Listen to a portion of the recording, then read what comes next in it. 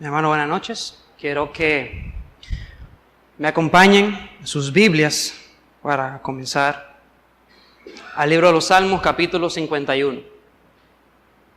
Salmos, capítulo 51. Vamos a leer el Salmo completo y oraremos para iniciar.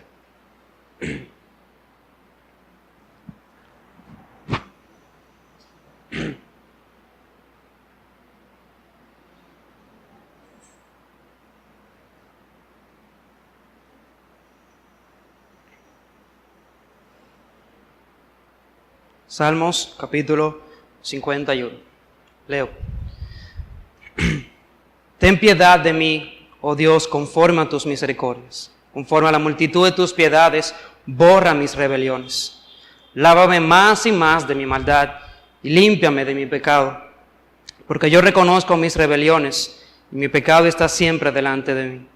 Contra ti solo he pecado y he hecho lo malo delante de tus ojos, para que seas reconocido justo en tu palabra y tenido por puro en tu juicio.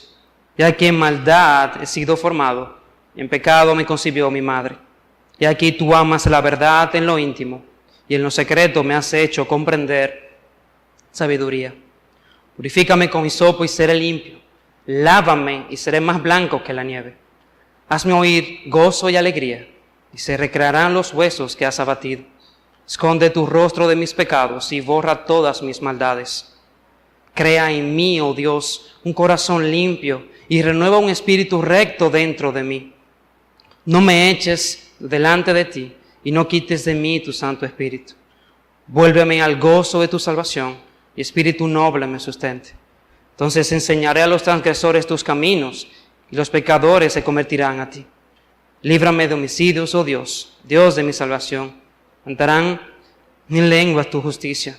Señor, abre mis labios y publicará mi boca tu alabanza. Porque no quieres sacrificio, que yo no lo daría. No quieres holocausto. Los sacrificios de Dios son el espíritu quebrantado, el corazón contrito y humillado. No despreciarás tú, oh Dios. Haz bien con tu benevolencia a Sión. Edifica los muros de Jerusalén. Entonces te agradarán los sacrificios de justicia, el holocausto, ofrenda del todo quemada. Entonces ofrecerán becerros sobre tu altar. Vamos a orar. Padre, reconocemos, como dice tu palabra, si Jehová no edifica la casa, en vano trabajan los que la edifican.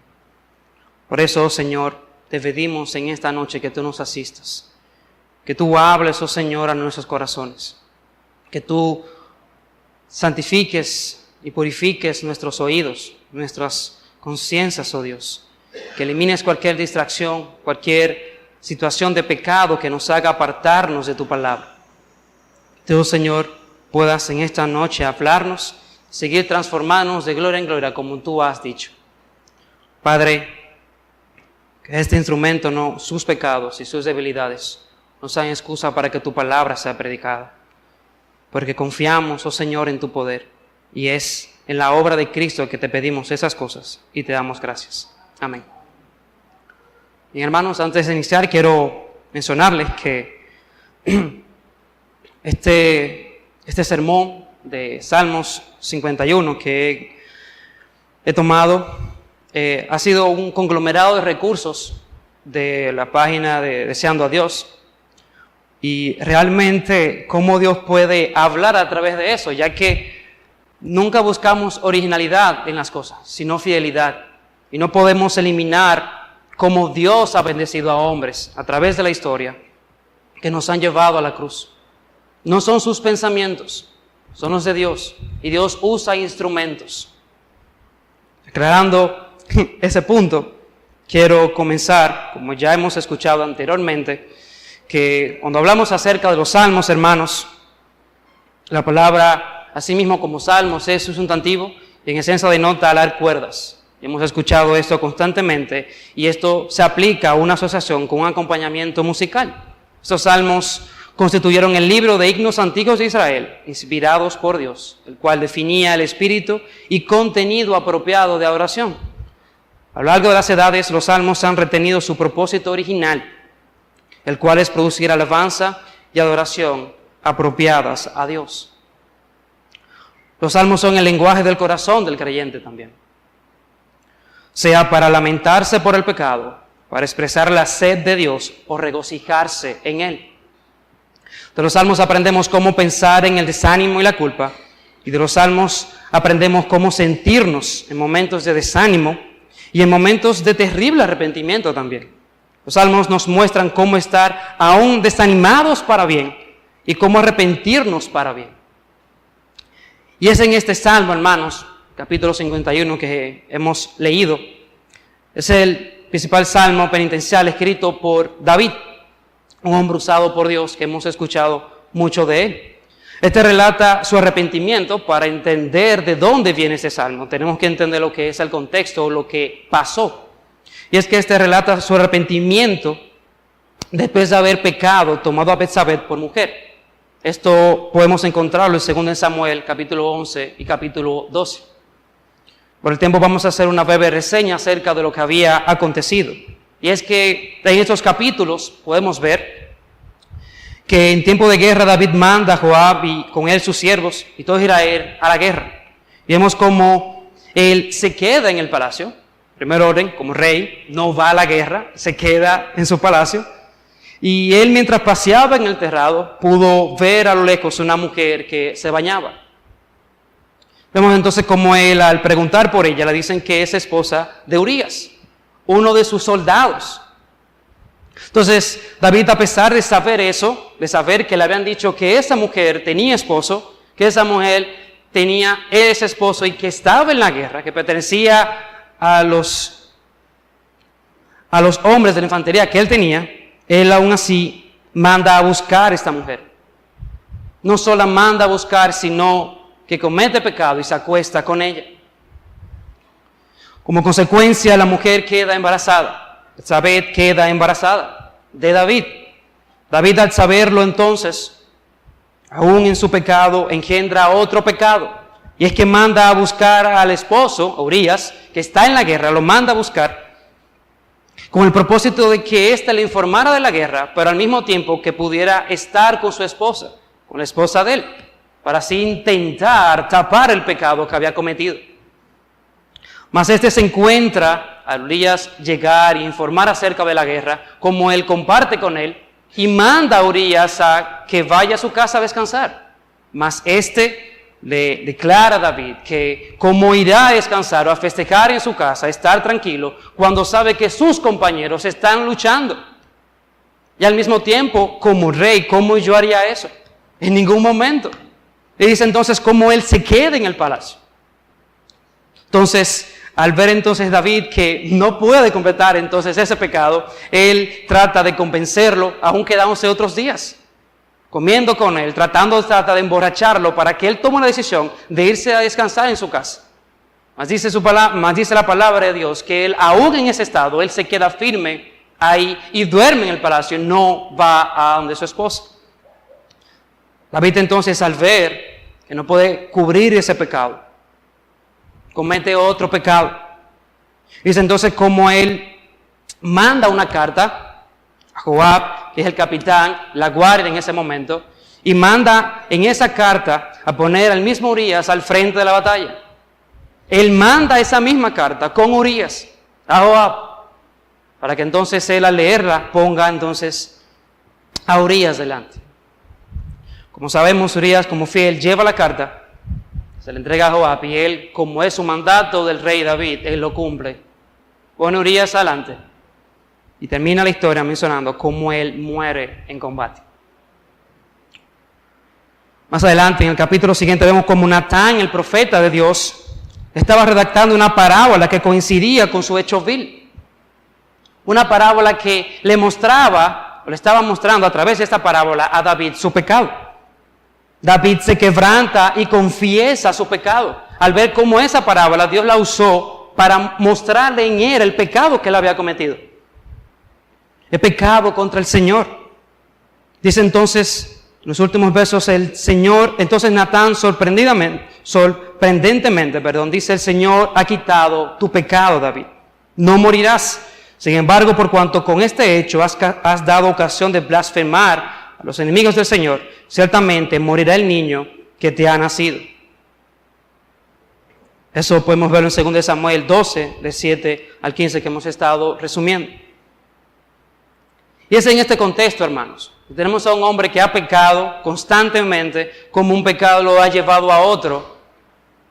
Y Dios entonces manda a un profeta, él se arrepiente, y vemos entonces cómo dice que el Señor ha quitado su pecado. Hubo pecados cometidos, lujuria, adulterio, engaño y hasta muerte. Es una unión, una escalera hacia abajo. Y esto en un momento de su vida llevó a David a escribir este salmo que estamos leyendo. Y es en esta noche, hermanos, que mi intención es que me acompañen a desglosar este salmo a la luz de este contexto que hemos estado viendo. Más sin antes comenzar, hermanos, explicando esto. Como humanos, al leer este contexto, podemos ver, sí, él pecó. Él cometió muchos pecados. Pero al final vemos cómo termina mencionando, el Señor ha quitado tu pecado. Hermanos, al leer eso podemos caer en nuestras conciencias. Es un gran escándalo. Urías está muerto. Betsabé fue violada. El bebé morirá. Y Natán dice, el Señor ha quitado tu pecado. Y nada más. No vemos otra cosa. David cometió adulterio. Él ordenó literalmente un asesinato. Mintió.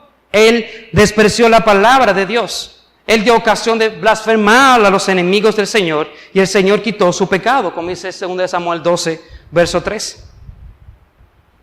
Y es que muchas veces podemos llegar en esa duda, hermanos, y es qué tipo de juez es Dios.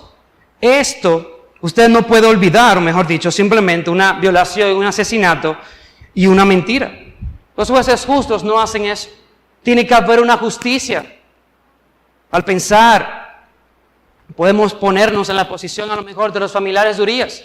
Sí, vemos como el rey se arrepiente. Pero ¿quién paga por la muerte de mi hijo? Si podemos poner el ejemplo del padre de Urías. ¿Quién paga por esa muerte? ¿Qué pasó con Betsabé? Mira todo lo que ha hecho. Mas eso, hermanos, hay una respuesta.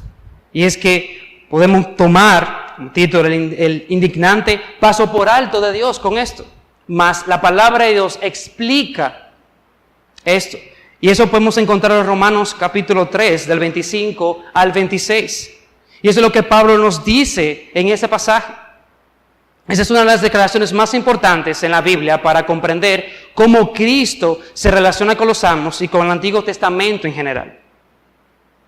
Y este texto nos dice, Dios exhibió, es decir, a Cristo, públicamente como propiciación por su sangre a través de la fe, como demostración de su justicia, porque en su tolerancia Dios pasó por alto los pecados cometidos anteriormente.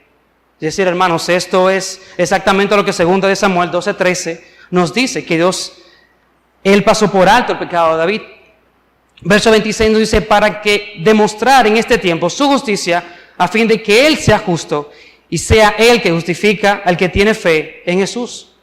En otras palabras, la indignación que sentimos cuando Dios parece simplemente pasar por alto el pecado de David, sería una buena indignación si Dios estuviera solamente barriendo el pecado de David, ignorándolo.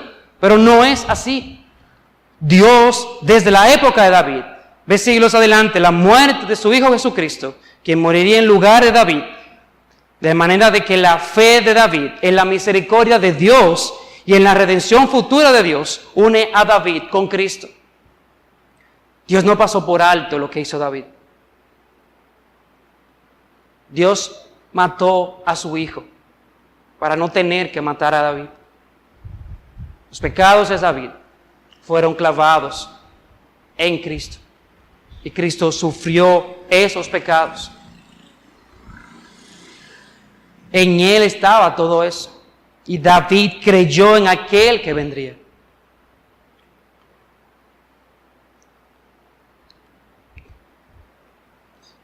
Vemos también que en la mente de Dios, que todo lo que conoce los pecados de David son contados como los de Cristo. Y la justicia de Cristo es contada como su justicia. Y Dios en su justicia pasa por alto el pecado de David, La muerte del Hijo de Dios es suficientemente indignante y la gloria sustentadora de Dios es suficientemente grande. De modo que Dios es vindicado al pasar por alto el adulterio de David y su muerte y su mentira para tomarlo y hacer justicia en su Hijo en la cruz del Calvario. Dios no pasó por alto en ningún momento el pecado de David. Dios no se olvidó de ese pecado. Dios es un juez justo. Y es, hermanos, que como hemos mencionado aún en la escuela dominical, en el Antiguo Testamento las personas creían y se salvaban a través de creer en aquel que vendría. Nosotros ahora en la actualidad confesamos y creemos en aquel que vino. Pero no importa la época, no importa el contexto, ambos apuntamos hacia la cruz. Es en ella que hay salvación y en ella nuestros pecados son depositados y la justicia de Cristo puesta en nosotros. Una gran gracia y misericordia, favor inmerecido para David y para nosotros. Así que, entendiendo esto, como introducción, vamos a empezar nuestra sermón en esta noche. Así que, si podemos tener un título para este sermón, podemos tomar, o tenía la idea de decir, apropiándonos diariamente del perdón. En esta parte, hermanos, es la realidad objetiva de cómo David es perdonado por su pecado y justificado en la presencia de Dios, así como hemos explicado. Porque Salmo 51, que acabamos de leer, describe, es lo que David sintió y pensó mientras se aferraba a la misericordia de Dios. Jesús una vez y por todas, por su vida y muerte, adquirió nuestro perdón y proveyó nuestra justicia. Nada podemos añadir a esa adquisición o provisión. Solo por la fe tenemos su perdón y justicia. Por ante la santidad de Dios y la maldad del pecado, es correcto que cada día nos apropiemos y apliquemos lo que Él compró para nosotros mediante la oración y la confesión. Como dice Mateo 6, 11 y 12. Danos hoy el pan nuestro de cada día. Perdónanos nuestras deudas, como también nosotros hemos perdonado a nuestros deudores. Y es que la petición diaria de pan, porque Él ha prometido satisfacer cada necesidad de nosotros, así la oración diaria por el perdón, porque ha sido totalmente adquirida y asegurada por la muerte de Jesús. No pagamos, Cristo o Dios no pagó doblemente un pecado. Somos, al creer en Jesucristo, nuestros pecados son crucificados en Él. Pero ya Dios no nos sigue viendo con ira. Él no paga en Cristo el pecado y paga en nosotros también.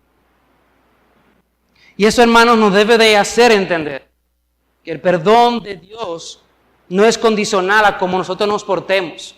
No es que tan bueno yo sea o que tantas cosas yo hago para ganarme el favor de Dios, sino que Cristo lo ganó en la cruz. Yo no tengo que sorprender a Dios, ya Cristo lo hizo. Y confiamos en Él, confiamos en ese perdón. Y en este Salmo, hermanos, 51, vemos la respuesta de David a ese pecado, el pecado que cometió. El Salmo 51 es la forma en que piensa y siente la gente de Dios con relación a los horrores de su propio pecado. Vemos que muchas veces hemos leído este pasaje y podemos ver cómo en algunos versos podemos sentirnos identificados.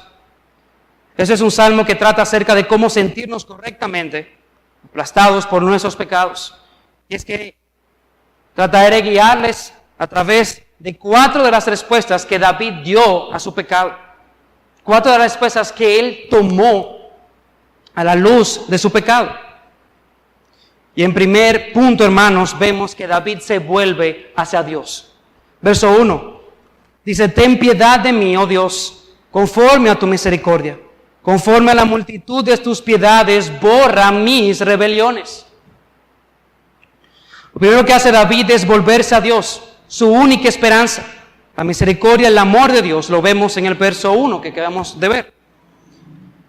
Y es que esto, hermanos, Alude a lo que Dios había prometido en Éxodo 34, 6 y 7, que solo voy a citar. Jehová, Jehová, fuerte, misericordioso y piadoso, tardo para la ira y grande en misericordia y verdad, que guarda misericordia a millares, que perdona la iniquidad, la rebelión y el pecado, y que de ningún modo tendrá por inocente al malvado. Hermanos, David sabía que había culpables que no serían perdonados por sus pecados, pero a la vez había culpables que por alguna misteriosa obra de redención, como la que ya explicamos, no serían tenidos por culpable, sino que serían perdonados. El Salmo 51 es una manera de aferrarse a ese misterio de la misericordia que encontramos en su cumplimiento en Cristo. Sabemos más que David acerca del misterio de la redención. Conocemos a Cristo ahora, pero nos aferramos a la misericordia de la misma forma que Él lo hizo.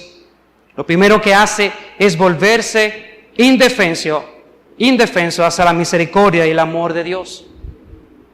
Hoy, para nosotros, significa volvernos indefensos hacia Cristo, pues solo en Él encontramos perdón.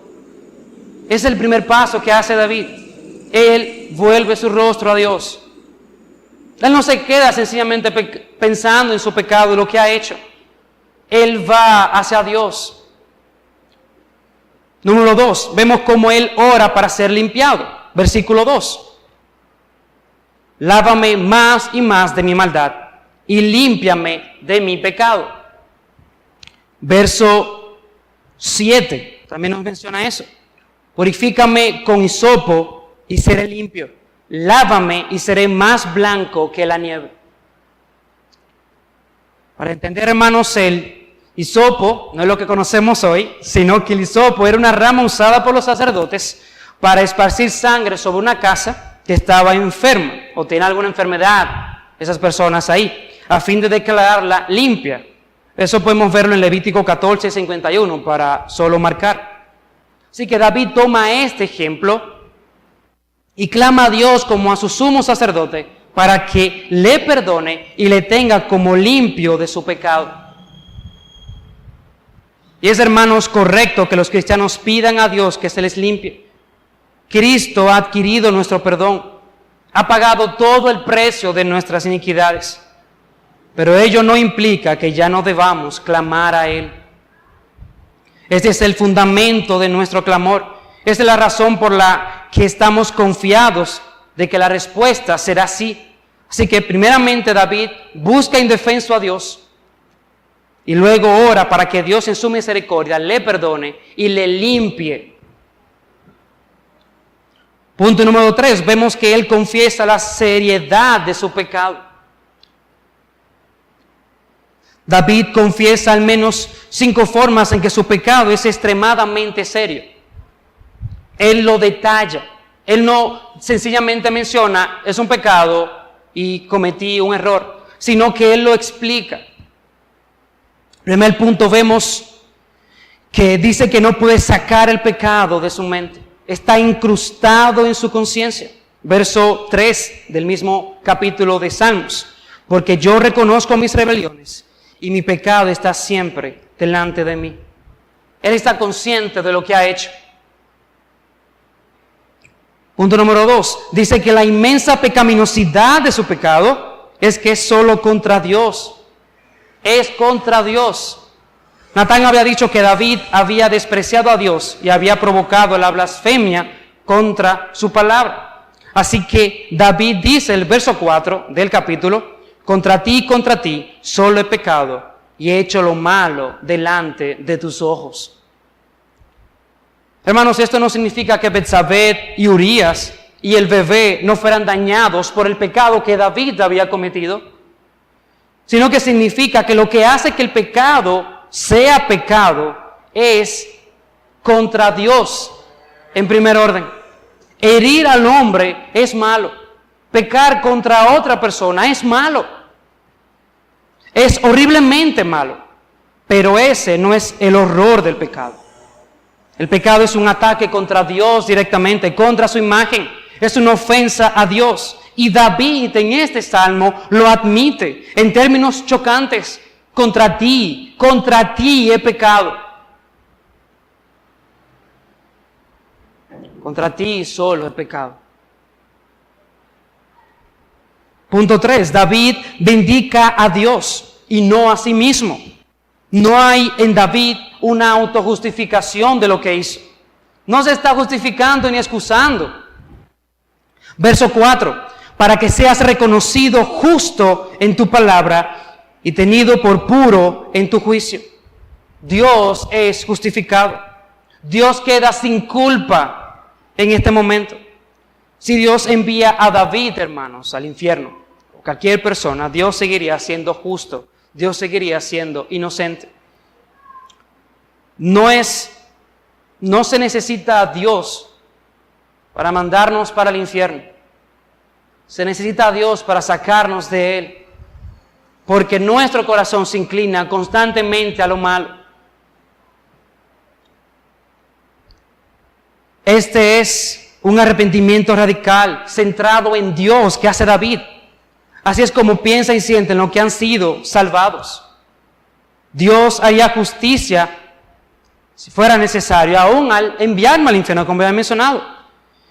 Y aún si estoy hoy respirando, es por pura misericordia.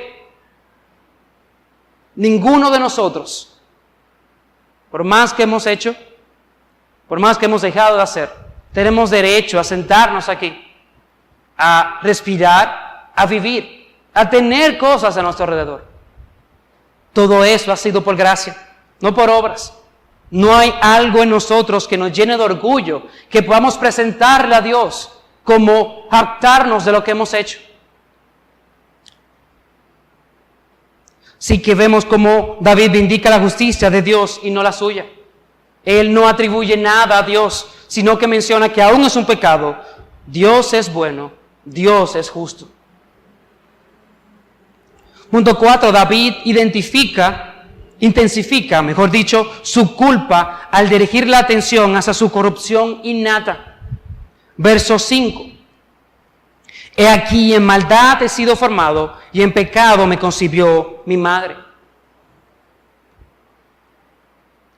Y hemos escuchado cómo muchas personas utilizan su corrupción innata para disminuir su culpa personal, como justificando, como, bueno, ya somos pecadores, ya eso es algo normal, porque nacemos bajo pecado. Pero en este salmo vemos que David hace lo opuesto. Para él, el hecho de que haya cometido adulterio y asesinato y haya mentido es la expresión de algo peor. Él es así por naturaleza. Si Dios no le rescata, seguiría haciendo más y más mal del que había cometido.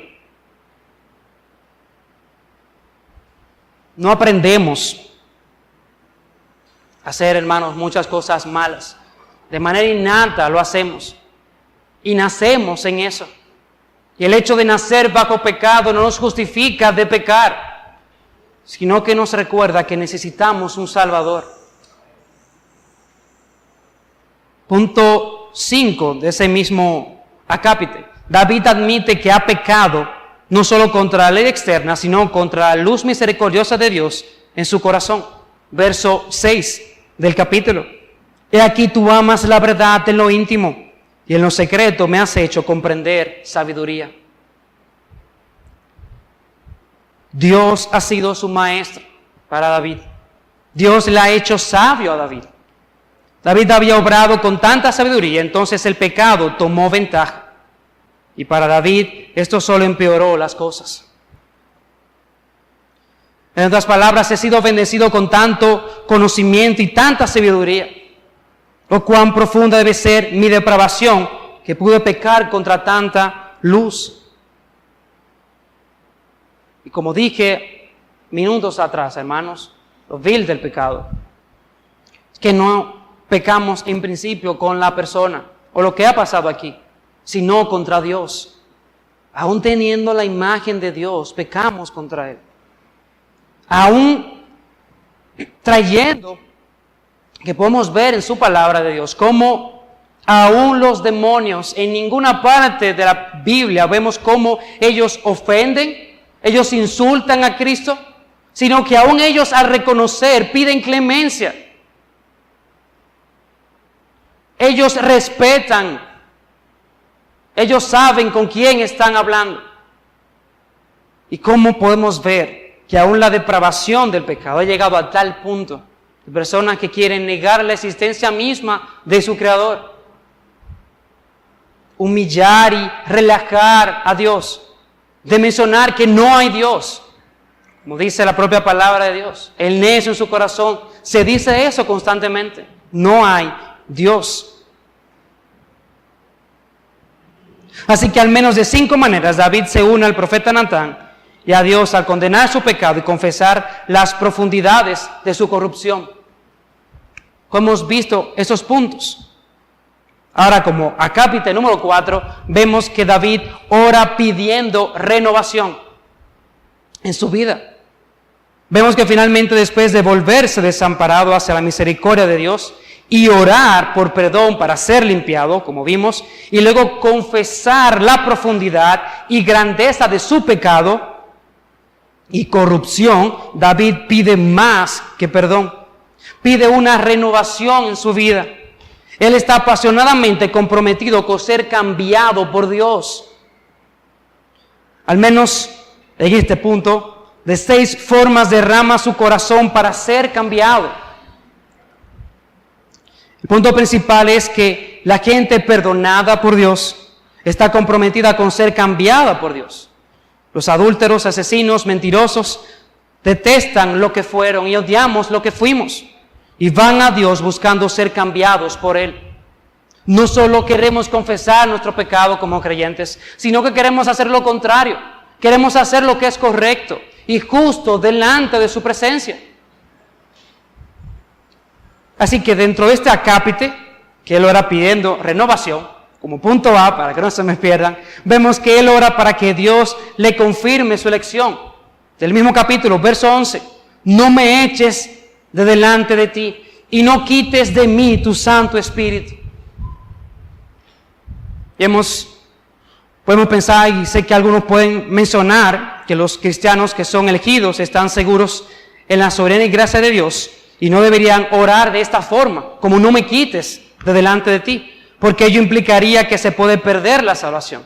Mas no es de ese modo, sino que cuando David, en este salmo, cuando David o nosotros oramos a Dios, no me eches de tu presencia y no quites de mí tu Santo Espíritu, lo que queremos decir es: no me trates como si no hubiese sido elegido. No me permitas sentirme como aquellos en Hebreos 6, quienes solo han probado el Espíritu Santo. No me permitas caer y mostrar que solo fui llevado por el Espíritu y no sostenido por Él. Confírmame, oh Dios, que soy tu hijo y nunca caeré.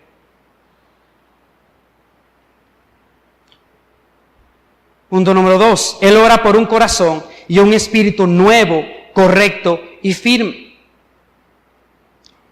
Verso 10, crea en mí, oh Dios, un corazón limpio y renueva un espíritu recto dentro de mí. En este punto el espíritu recto es el espíritu establecido, firme, inconmovible. El que quiere acabar con el tipo de inestabilidad que acaba de experimentar David. Punto 3. David ora por el gozo de la salvación de Dios y por un espíritu que gozosamente desea seguir la palabra de Dios y ser generoso con las personas en lugar de desear explotarles. Eso lo vemos en el verso 8.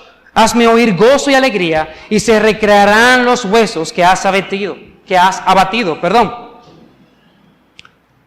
También el versículo 12 de ese mismo capítulo, que me pueden acompañar. Vuélveme al gozo de tu salvación y espíritu noble me sustente. La versión internacional menciona en este pasaje: devuélveme la alegría de tu salvación, que un espíritu obediente me sostenga.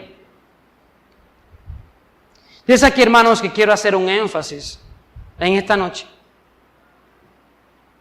Es sorprendente, o podría hacernos un poco dudoso el ver que ninguna parte de este salmo, en lo que hemos leído y hemos estudiado, en este salmo David no haga una oración directa acerca de el sexo. Todo comenzó por ahí. Él llevando al engaño y al asesinato. En primer orden, él peca contra Betsabé. Pero no vemos esto aquí. No vemos esta aclaración directa de David en este salmo. David no ve las cosas de esa manera. Y la respuesta, hermanos, es porque el pecado sexual de David es el síntoma, no la enfermedad. ¿Por qué no está rogando por abstinencia sexual en este salmo? ¿Por qué no está pidiendo para que los hombres le justifiquen? ¿Por qué no está orando para proteger sus ojos y para tener pensamientos libres de deseos sexuales? Porque sabe que el pecado sexual es un síntoma y no la enfermedad. Las personas dan lugar al pecado sexual porque no tienen la plenitud del gozo y la alegría de Cristo. Sus espíritus no son firmes y estables. Son inconstantes, están seducidos y se rinden porque Dios no tiene lugar, porque Dios no tiene el lugar que debería tener en sus pensamientos y sentimientos. Dios no está presente en ese corazón, en ese momento. David lo sabía de sí mismo, él lo entendió. También es cierto, hermanos, en nosotros. David nos está mostrando por la manera en que ora cuál es la verdadera necesidad de los que pecan sexualmente. No hay una sola palabra en este salmo sobre el sexo, como hemos dicho. En lugar de eso, vemos, hazme oír gozo y alegría, y se recrearán los huesos que has abatido. Verso 12, vuélveme al gozo de tu salvación, y espíritu noble me sustente. Vuélveme a ese gozo. Esto es, hermanos, ciertamente sabiduría profunda para nosotros. El problema no es el problema. No hay ningún problema, claro está, en tomar medidas con respecto a los pecados sexuales. Eso, no hay ningún problema con eso. Pero la situación es que esto le está atacando el síntoma y no la enfermedad. Este es el problema principal. Vuélveme al gozo de tu salvación. Porque cuando ese gozo se pierde, yo caigo en pornografía. Cuando ese gozo se pierde, yo caigo en cualquier otro pecado. Cuando ese gozo se pierde, me da comezón en mi ojo para ver a otra mujer. Cuando ese gozo se pierde, caigo aún en masturbación. Cuando ese gozo se pierde, cada pecado en el exterior es el síntoma de la ausencia de ese gozo. Esa es la raíz. No hay gozo en Dios. Cuando eso sucede, empezamos a pecar constantemente e irnos constantemente de boca. Hermanos, son muchos los que han tenido el sueño de ser radicalmente significativos en el mundo, haciendo algo, entregando sus vidas y sacrificando cualquier cosa por esparcir el evangelio en su localidad, en su ciudad, en el mundo como misionero. Persuadir y mostrar la luz del evangelio y vivir para Cristo. Dar todo su aliento y todas sus fuerzas por ese propósito. Pero vemos cómo después, al caer en esos pecados, lo pierden. La gran tragedia de las vidas de los jóvenes cristianos, de hombres y mujeres de hoy, no es la pornografía, no es la masturbación, no es la fornicación. La gran tragedia es que Satanás usa la culpa de todas estas faltas para privarte de lo que un día fue tu sueño radical. Y poner en lugar de eso una vida que sea feliz, a salvo y segura, lleno de placeres superficiales de este mundo, de modo que algún día te puedas retirar ya viejo, te mueras arrugado, inútil, y dejando a lo mejor una herencia grande para tus hijos, para confirmarlos en su mundanidad. Hemos escuchado mucho el sueño americano, pero también existe el sueño dominicano. dar un palo, sentarme y no hacer más nada. Vivir como si el cielo fuera este. Hermanos, eso es lo que Satanás hoy nos sigue vendiendo. Porque fallaste tanto y la única alternativa es esa. Olvida eso. No uses más fuerzas en eso. En vez de lo que una vez soñaste para Cristo y su reino, te engaña mencionando que la culpa es más grande que tu amor por Jesucristo. Que no hay perdón de pecado por lo que tú has hecho. Mi intención aquí no es hacerte perder el tiempo o solamente mencionando estas partes negativas, sino que podamos abrir los ojos y no desperdiciemos nuestra vida solamente culpándonos y viendo lo que hemos hecho. Aún así, es un pecado el decir que la sangre de Cristo o Cristo mismo no pueda perdonar mi pecado. Estamos haciendo a Dios mentiroso. En otras palabras, ya más coloquial, Satanás es el único que nos vende arena en el desierto. Nosotros se la compramos. Él siempre nos persuade a través de eso. Nos tienta a hacer algo, y al final la culpa nos vence y nos atormenta. Pero ahí, hermanos, no termina la historia, sino que como hemos visto, en Cristo todos nuestros pecados son perdonados en esa cruz. Aun cuando sea difícil de creer, a Dios no le sorprendió nuestro pecado en ese momento. Claro, le entristeció, como dice su palabra. Él es una persona. Pero cuando creemos en Dios, cuando confiamos en la obra de Cristo, todos nuestros pecados, pasados, presentes y futuros, son perdonados en esa cruz. Eso no nos lleva a justificar lo que vamos a hacer. Eso nos lleva a llenarnos de esperanza de que aún en la carrera hacia la fe, hacia las metas que es Cristo, podemos desfallecer, mas podemos levantarnos y seguir adelante, porque consuelo tenemos, porque su sangre es suficiente.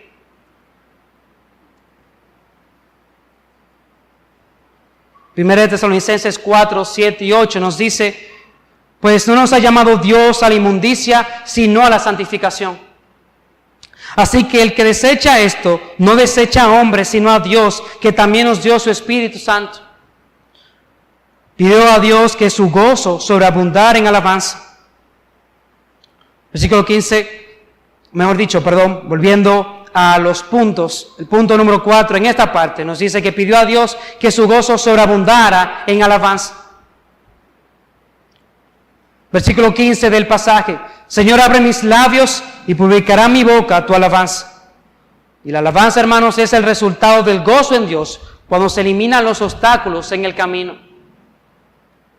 Reconocemos no solamente nuestro pecado, no solamente vamos a Él, sino que reconocemos que Él es digno de toda alabanza.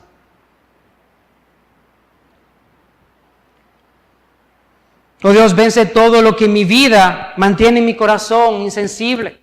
Podemos parafrasear, y calla mi boca cuando debería estar alabando. Haz que mi gozo sea irreprensible. Que no solamente mi boca esté alabanzas a tu nombre, sino que haya una relación con lo que siento que con lo que digo. En otras palabras, que no solamente mis palabras puedan salir, sino que nos cuidemos de que sean vacías o que estén vacías. Punto 5, David pide que el resultado final de todo lo sucedido sea una vida de evangelio efectivo. Verso 13, entonces enseñaré a los transgresores tus caminos y los pecadores se convertirán a ti. David no está satisfecho con ser perdonado. No está satisfecho con ser limpiado, no está satisfecho con ser elegido, no está satisfecho con tener un espíritu recto, no está satisfecho con estar gozoso en Dios en alabanza, No estará satisfecho hasta que su vida quebrantada sirva para sanar a otros, para ser instrumento de gracia en otras vidas. Todos, sin excepción, tenemos talentos y dones. Y Dios nos ha salvado, hermanos, no solo para sentarnos 20, 30, 40 años en nuestra casa sin hacer nada. Él ha dado dones y talentos a su iglesia. Y como cuerpo nos ayudamos unos con otros.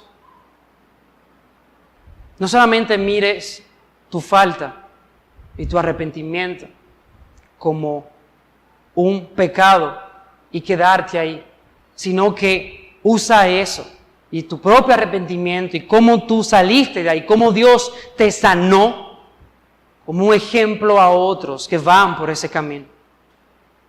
Aun cuando nos duele, hermanos, la experiencia de nuestras malas decisiones puede ayudar a otros.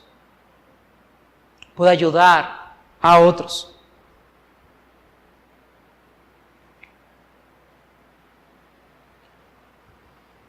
Punto 6, lo que nos lleva hasta el último aspecto en esta situación.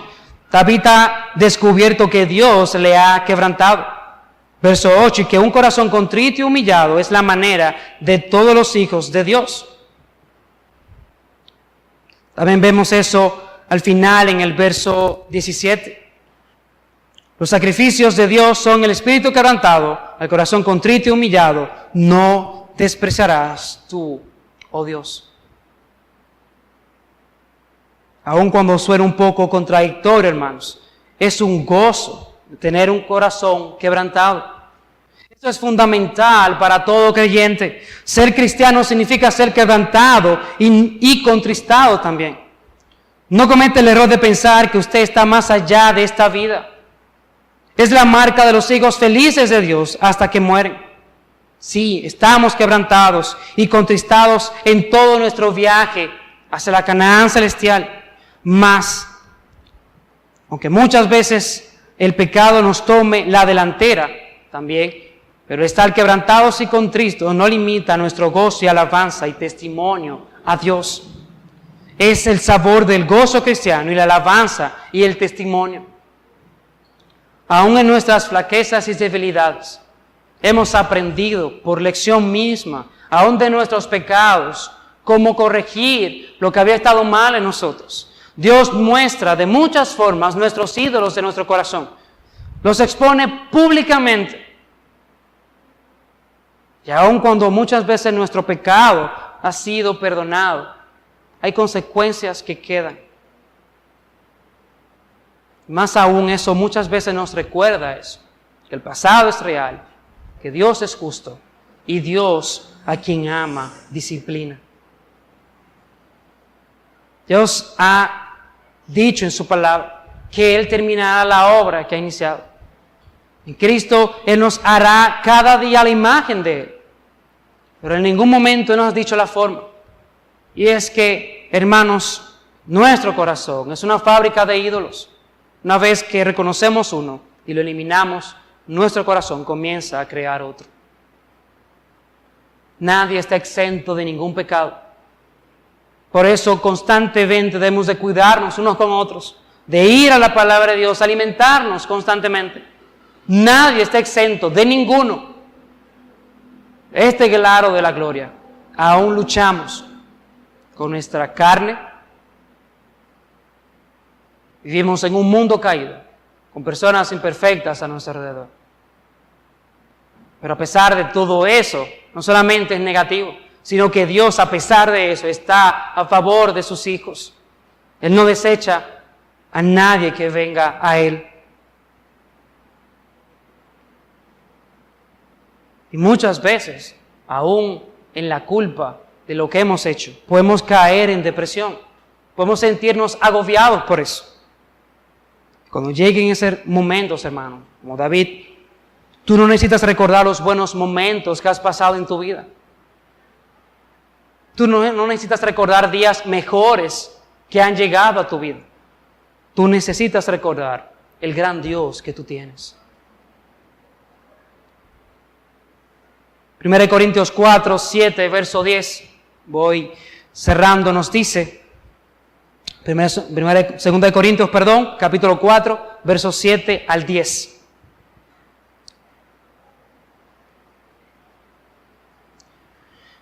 Pero tenemos este tesoro en vasos de barro, para que la excelencia del poder sea de Dios y no de nosotros, que estamos atribulados en todo, mas no angustiados, en apuros, mas no desamparados, perseguidos, mas no desamparados, derribados, pero no destruidos. Verso 10, llevando en el cuerpo siempre, por todas partes, la muerte de Jesús, para que también la vida de Jesús se manifieste en nuestros cuerpos.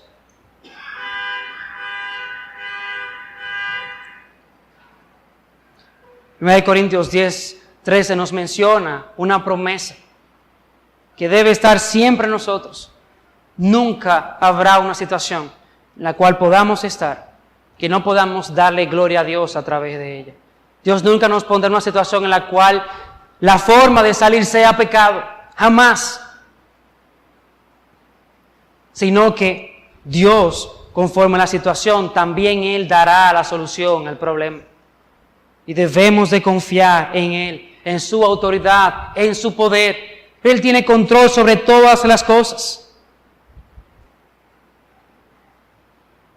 Sí, hermanos, que haciendo un breve resumen de lo que hemos estado viendo, vemos en primer punto el indignante paso por alto de Dios.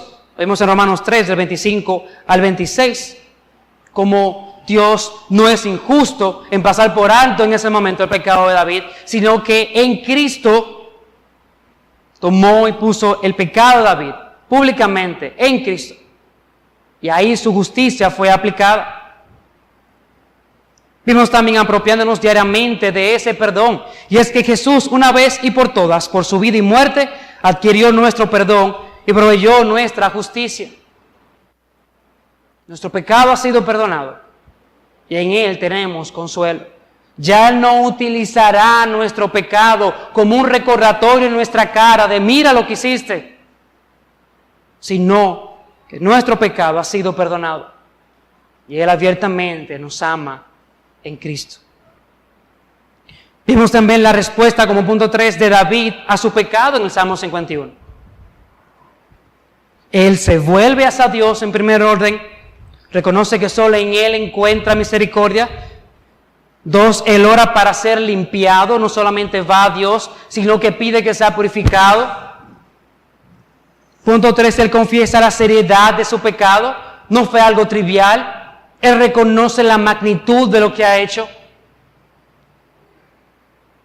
Él sabe que pecó en primer orden contra un Dios santo, santo, santo.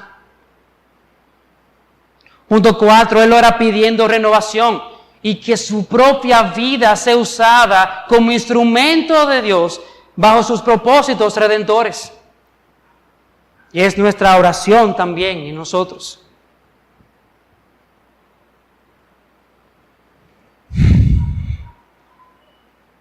Algunas palabras finales. Isaías 1, verso 18. Quiero ir cerrando con este verso.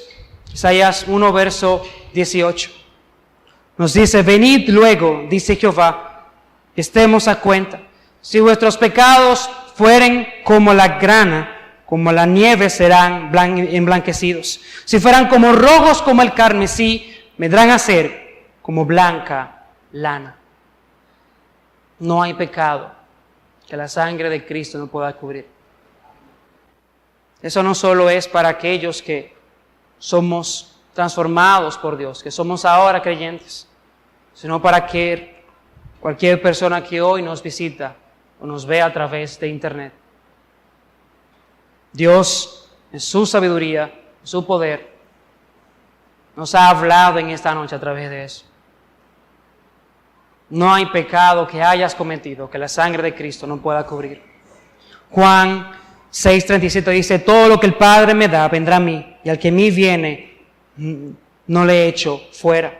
Juan 11:25 le dijo Jesús, yo soy la resurrección y la vida, el que cree en mí, aunque esté muerto, vivirá.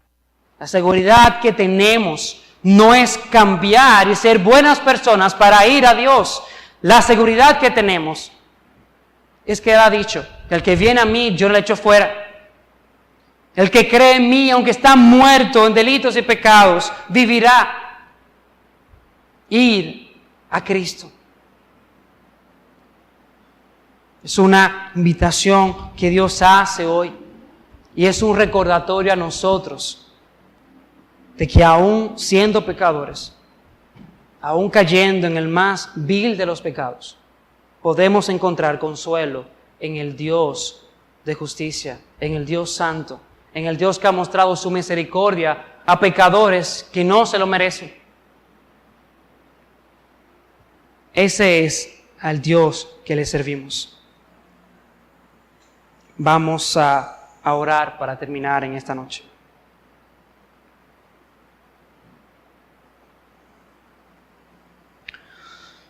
Señor, te damos gracias en esta noche. A la luz de este salmo, Señor, de manera singular, cada uno de nosotros te pide perdón si hemos pecado contra ti. Y reconocemos, oh Señor, que hemos pecado. Padre, he pecado. Innumerables veces he pecado y he sido culpable de orgullo e incredulidad. Lo mejor de fallar e encontrar tu mente en tu palabra. De negligencia, de buscarte en ti, en mi vida diaria. Mis transgresiones e inconsistencias me presentan como una lista de acusaciones. Mas, oh Dios, te exalto, que éstas no van a ir contra mí, porque todo se ha colocado sobre Cristo. Continúa sometiendo mis corrupciones y concédeme la gracia de vivir por encima de ellas. No permitas, oh Dios, que las pasiones de la carne ni de las concupiscencias de la mente traigan mi espíritu en sujeción, sino gobiérname en libertad y poder. Padre, reconozco que muchas veces podemos estar orando y quitando lo que es el síntoma y no la enfermedad, no la raíz de nuestro pecado. Por eso, Padre, te agradezco que muchas de mis oraciones fueran negadas. Yo pedí mal o no he pedido. He orado a partir de mis concupiscencias y ciertamente, oh Señor, he sido rechazado. He anhelado lo mejor Egipto y me fue dado un desierto. Continúa con tu obra paciente, respondiendo no a mis oraciones erradas y llevándome a aceptar, oh Señor, esto. Purifícame, oh Dios, de todo deseo falso, de toda aspiración vil, de todo lo que es contrario a tus estatutos. Te doy gracias por tu sabiduría y tu amor, a todos los actos de disciplina a la que estoy sujeto. A veces, oh Señor, pusiste en el horno para refinar el oro y quitar mi escoria. Ningún juicio es tan difícil de soportar como el sentido del pecado. Si tú me permitieses elegir entre vivir en el placer y mantener mis pecados, o que me queme, oh Señor, en el juicio, dame aflicción santificada. Líbrame de todo hábito malo, Señor, de cada crecimiento de pecados anteriores, de todo lo que ofusca el brillo de tu gracia en mí, de todo lo que me impida deleitarme en ti. Entonces, oh Dios, te glorificaré, Dios mío, por ayudarme a ser recto. Reconocemos nuestra absoluta dependencia de ti, pero sabemos que en Cristo encontramos perdón. Nunca hubo, ni hay, ni habrá un pecado que la sangre de Cristo no pueda cubrir. Ciertamente te damos gracias por ser partícipes de esa obra redentora, el tú tomar, oh Dios, y hacernos parte de tu pueblo. Gracias, oh Señor. Te pedimos estas cosas en los méritos de Cristo. Amén.